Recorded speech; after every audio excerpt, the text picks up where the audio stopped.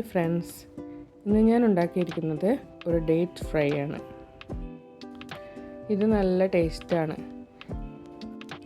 നോർമലായിട്ട് dates fry ഉണ്ടാക്കുമ്പോൾ അത് ഡേറ്റ്സ് മാത്രമായിട്ടാണ് ഫ്രൈ ചെയ്യുന്നത്. ഇതിൽ ഞാനൊരു വെറൈറ്റിക്ക് വേണ്ടിയിട്ട് ഒരു ഫില്ലിംഗ് കൂടെ വെച്ചിട്ടാണ് ഫ്രൈ ചെയ്തിരിക്കുന്നത്. അതുകൊണ്ട് ഇതിനൊരു സ്പെഷ്യൽ ടേസ്റ്റാണ്. ഈ നോമ്പിന് ഈന്തപ്പഴം കൊണ്ടുണ്ടാക്കിയിട്ടുള്ള ഈ സ്നാക്ക് കൂടെ നിങ്ങളൊന്ന് ട്രൈ ചെയ്ത് നോക്കൂ.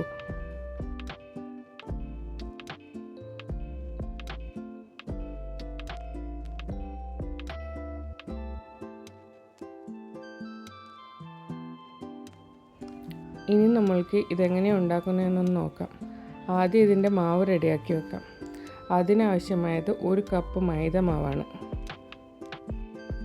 പിന്നെ ആവശ്യത്തിന് ഉപ്പ്, പിന്നെ ഒരു 1/2 ടീസ്പൂൺ ഈസ്റ്റ് വേണം, പിന്നെ ഒരു 2 ടീസ്പൂൺ പഞ്ചസാര കൂടെ വേണം.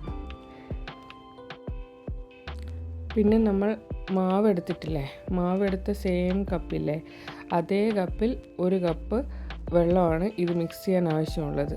അത് കുറച്ച് ഒഴിച്ചു കൊടുത്തിട്ട് മിക്സ് ചെയ്തെടുക്കണം.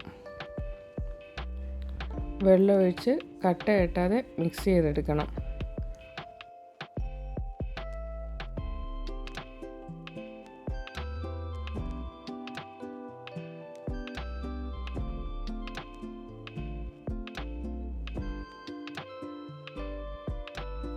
പിന്നെ ഇതിൽ ഒരു 1/4 ടീസ്പൂൺ മഞ്ഞൾ കൂടി ആഡ് ചെയ്യേണ്ടതായിരുന്നു.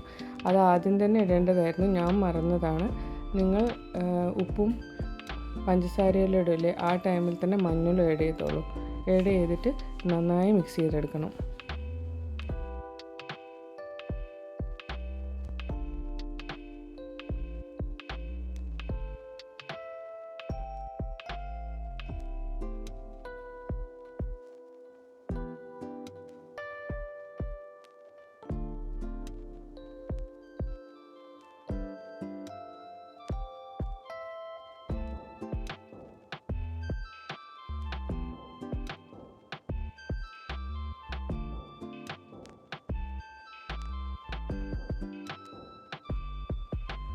ഇപ്പോൾ ഇത് മാവ് നന്നായി മിക്സ് ചെയ്തെടുത്തിട്ടുണ്ട്.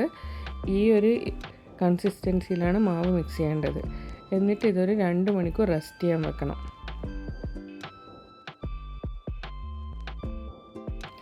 ഇനി നമുക്ക് ഇതിലേക്കുള്ള ഫില്ലിംഗ് റെഡിയാക്കാം. അതിന് ഒരു ഫ്രൈങ് പാൻ വെച്ചിട്ട് അതിലേക്ക് ഒരു ഒരു ടേബിൾ സ്പൂൺ നെയ്യ് ആഡ് ചെയ്തിട്ട് ഒരു 1/2 കപ്പ് തേങ്ങ, ഞാൻ എടുത്തിട്ടുള്ളത് ഒരു തേങ്ങയുടെ പകുതിയായിരുന്നു. പിന്നെ കുറച്ച് ക്രഷ് ചെയ്ത നട്ട്സ്, അത് ബദാം, പിസ്ത, കാഷ്യൂസ് ഉണ്ട്. പിന്നെ ഒരു 2 ടീസ്പൂൺ പഞ്ചസാരയും കൂടെ ആഡ് ചെയ്യണം.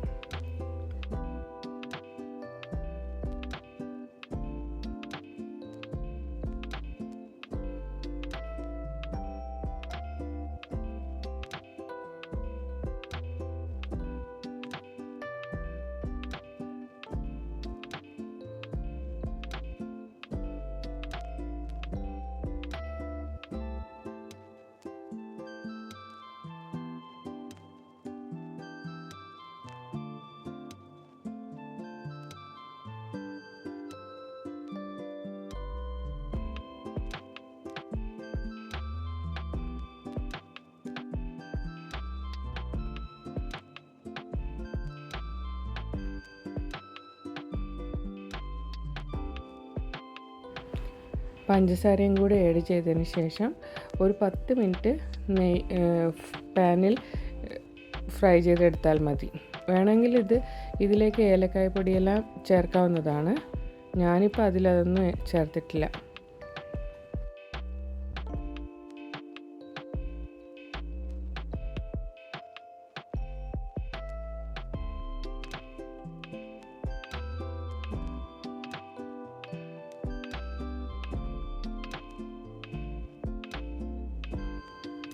ഫില്ലിങ് റെഡി ആയിട്ടുണ്ട്.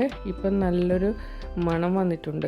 നെയ്യിൽ ആ തേങ്ങേൻ്റെയും ഡ്രൈ ഫ്രൂട്ട്സിൻ്റെ എല്ലാം ആ ഒരു സ്മെല്ല് വന്നിട്ടുണ്ട്. ഈ ഫില്ലിങ് ഒന്ന് ആറിയതിന് ശേഷം ഈത്തപ്പഴത്തിനുള്ളിലേക്ക് നമ്മൾക്ക് ഫില്ലിംഗ് വെച്ച് കൊടുക്കാം. ഓരോ ഈത്തപ്പഴം എടുത്തതിന് ശേഷം അതിനുള്ളിൽ കുരു കളഞ്ഞിട്ട് അതിനുള്ളിലേക്ക് ആ ഫില്ലിംഗ് ഇല്ലേ അത് നിറച്ച് വെക്കണം.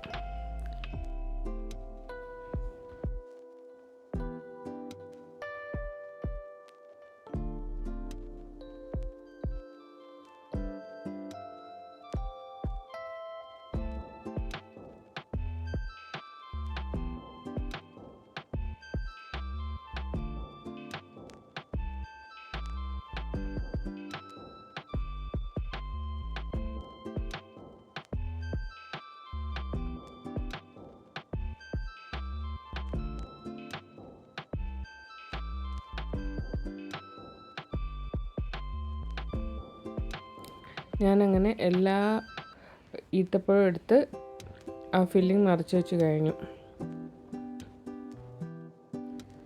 ഇത് നമുക്ക് എളുപ്പം ചെയ്യാൻ കഴിയും. ഇത് ഫില്ല് ചെയ്യുമ്പോഴത്തേക്ക് നമ്മുടെ മാവ് ഇപ്പോൾ സെറ്റായിട്ടുണ്ടാകും. ഇനി അടുപ്പിലൊരു ചീനച്ചട്ടി വെച്ചിട്ട് എണ്ണ ഒഴിച്ച് ചൂടാക്കാൻ വെക്കണം. ഇപ്പം മാവ് സെറ്റായിട്ടുണ്ട്.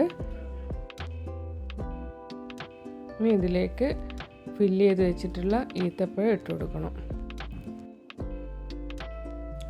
അതിനുശേഷം ഈത്തപ്പഴത്തിൻ്റെ എല്ലാ ഭാഗത്തും മാവ് സ്പൂൺ കൊണ്ടാക്കി കൊടുക്കണം. അപ്പം ഈത്തപ്പഴം ഫുൾ കവറായിക്കോളും. എന്നിട്ട് ഓരോ സ്പൂൺ വീതം എണ്ണയിലേക്ക് ഒഴിച്ചു കൊടുത്താൽ മതി.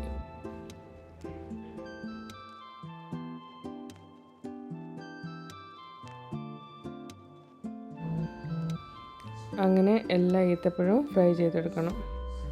ഓരോ ട്രിപ്പിൽ ചീനച്ചട്ടിയിൽ 4 ഈത്തപ്പഴം എല്ലാം ഫ്രൈ ചെയ്തെടുക്കാൻ പറ്റും, ചെറിയ ചീനച്ചട്ടിയാണെങ്കിൽ. ഫ്രൈ ചെയ്യുമ്പോൾ ലോ ഫ്ലെയിമിൽ വെക്കുന്നതാണ് നല്ലത്. അല്ലെങ്കിൽ ചിലപ്പം ഉള്ളു വേവാണ്ട് അങ്ങനെ ഇരിക്കും, പിന്നെ കരിഞ്ഞു പോകും. ഇനി 2 ഭാഗവും നന്നായി ഫ്രൈ ചെയ്തതിന് ശേഷം ചെറിയൊരു ഗോൾഡൻ ബ്രൗൺ ആകുമ്പോൾ കോരിയെടുത്ത് വെക്കണം. ആ ഒരു ഗോൾഡൻ ബ്രൗൺ ആകുമ്പോഴാണ് അതിനൊരു നല്ലൊരു ടേസ്റ്റ് വരുന്നത്. ക്രിസ്പി ആയിരിക്കും.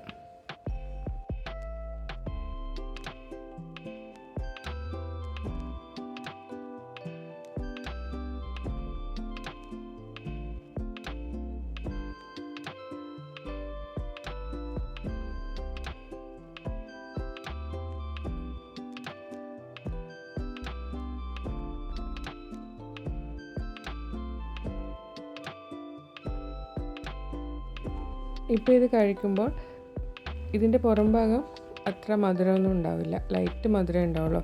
പക്ഷേ ഉള്ളിലേക്ക് പോകുമ്പോൾ ഡേറ്റ്സ് നല്ല സ്വീറ്റ് ആയിരിക്കും, ഡേറ്റ്സ് നല്ല മെൽട്ടായിട്ടുണ്ടാവും. പിന്നെ അതിനുള്ളിലേക്ക് ആ ഫില്ലിങ്ങും കൂടെ വരുമ്പോൾ അടിപൊളി ടേസ്റ്റാണ്.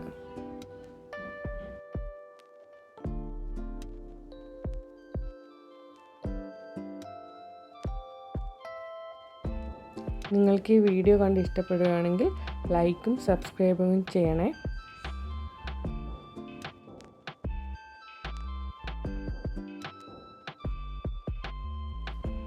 ഇനി നമുക്ക് വേറൊരു വീഡിയോവുമായി കാണാം. ബൈ.